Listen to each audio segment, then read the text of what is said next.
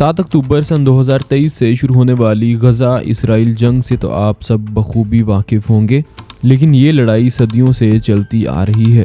آج ہم اس خطے کی تاریخ پر روشنی ڈالیں گے اور جانیں گے کہ آخر یہ جنگ کس بارے میں ہے۔ مسئلہ فلسطین دنیا کے طویل ترین تنازعات میں سے ایک ہے۔ فلسطین اور اسرائیل کا تنازع نسلوں سے چلتا آ رہا ہے۔ ماضی میں فلسطین کی زمین کو بہت سے گروہوں نے فتح کیا اور حکومت کی۔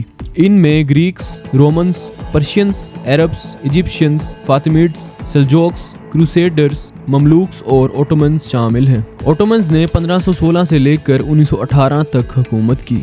1878 میں یہاں 88% مسلمان، 10% کرسچنز اور 3% جیوز موجود تھے۔ 19ویں صدی کے آخر میں جیوز کے خلاف ہونے والی ڈسکریمنیشن کے جواب میں ایک موومنٹ ابھری جس کا نام زائنزم تھا۔ اس موومنٹ کے فاؤنڈر ایک جرنلسٹ تھیوڈر ہرزل تھے، جنہوں نے اپنے پمفلٹ دی جوئش اسٹیٹ میں اس بات کا خیال دیا کہ جیوز کو اپنی الگ اسٹیٹ میں سیٹل ہو جانا چاہیے۔ اس موومنٹ کو تیزی سے جیوز جوائن کرنے لگے۔ 1880s میں انہوں نے یورپ سے مائیگریٹ کرنا شروع کر دیا۔ 1914 تک فلسطین میں جیوز کی تعداد 75,000 کے قریب ہو گئی۔ سن 1914 میں ورلڈ وار 1 شروع ہوئی۔ سن 1915 میں برٹش نے مکہ کے رولر شریف حسین ابن علی سے وعدہ کیا کہ اگر وہ اوٹومن امپائر کے خلاف بغاوت کریں گے تو وہ عرب دنیا پر حکومت کر سکے گا، جس میں فلسطین بھی شامل ہوگا۔ شریف حسین نے یہ ڈیل مان لی اور سن 1916 میں عرب ریوولٹ شروع ہوا۔ سن 1917 میں برٹش گورنمنٹ جیوز کی حمایت میں بیلفور ڈکلیریشن جاری کرتی ہے۔ اس لیٹر میں وہ برطانیہ کی جوئش کمیونٹی کے ہیڈ کو فلسطین میں ایک جوئش کنٹری بنانے کا وعدہ کرتے ہیں۔ برٹش گورنمنٹ انہیں اس بات کا یقین دلاتی ہے کہ وہ اس مقصد کے لیے ان کی پوری مدد کریں گے۔ یعنی ایک طرف تو برٹش نے فلسطین کا وعدہ عرب سے کیا ہے اور دوسری طرف زائنسٹ سے۔ سن 1918 میں ورلڈ وار 1 ختم ہونے کے ساتھ اوٹومن امپائر بھی ختم ہو جاتا ہے اور برطانیہ فلسطین کو اپنی کالونی بنا لیتا ہے، جسے برٹش مینڈیٹ فار پیلسٹائن کہا گیا۔ اس برٹش مینڈیٹ کا مقصد فلسطین میں جوز کے لیے ایک نیشنل ہوم بنانا تھا، جہاں ان کی آبادی 10% سے بھی کم تھی۔ سن 1920 سے لے کر 1939 تک فلسطین میں جوز کی تعداد 3,20,000 سے زیادہ ہو گئی۔ جوز کو فلسطین میں قدم جماتا دیکھ کر سن 1936 میں عرب ریوولٹ شروع ہوا، جو 1939 تک جاری رہا۔ اس کی بنیادی وجہ برٹش مینڈیٹ پر عدم اطمینان اور بڑھتی ہوئی جوئش امیگریشن تھی۔ برطانیہ خود جیوز کو فلسطین میں سیٹل ہونے کی مدد کر رہا تھا۔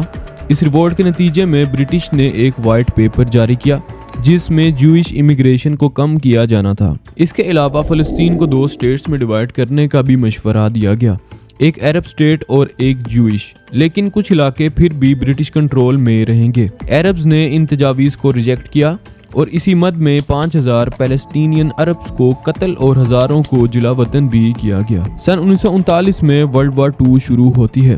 60 لاکھ جوز ہولوکاسٹ میں مارے گئے۔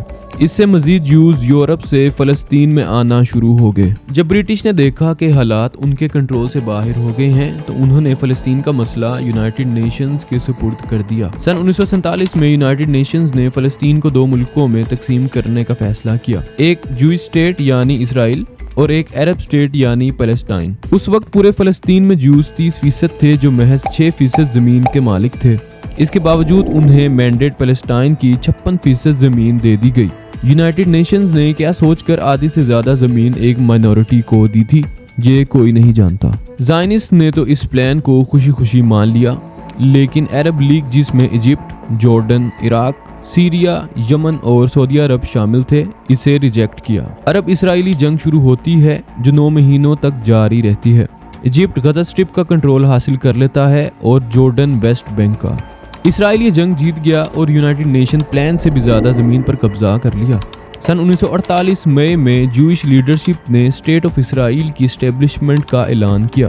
اس واقعے کو عربوں نے نکبہ کا نام دیا۔ 15,000 فلسطینی اس میں مارے گئے اور 7,20,000 عربز کو ان کی زمین سے نکلنے پر مجبور کیا گیا اور وہ غزہ اور ویسٹ بینک میں پناہ گزیر بن گئے۔ نکبہ اس خطے کی تاریخ کا سب سے اہم واقعہ مانا جاتا ہے کیونکہ اس نے فلسطین کے مستقبل کا تعین کیا۔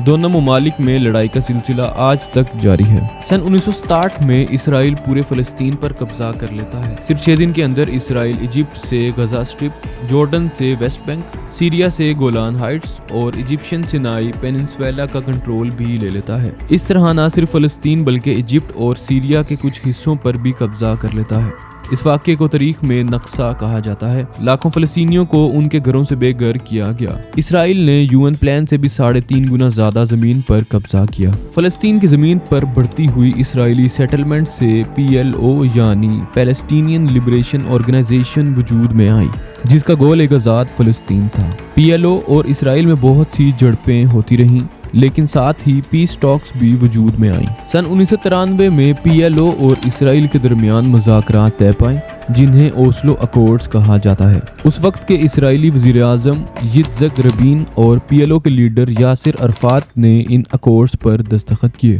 अब तक जितनी भी ऐसी कोशिशें की गई हैं, इनमें से कोई भी कारामद साबित नहीं हो सकी। सन 1948 से अब तक इसराइली फोर्सेस और फ़लस्तीनियों में बहुत सी झड़पें हो चुकी हैं, जिनमें हज़ारों फ़लस्तीनियों को बेदर्दी से शहीद किया गया। इनमें फर्स्ट और सेकंड इंतिफादा काबिल गौर हैं। फर्स्ट इंतिफादा 1987 में शुरू हुआ, जब इसराइली डिफेंस फोर्सेस ने 4 फ़लस्तीनियों को मार दिया।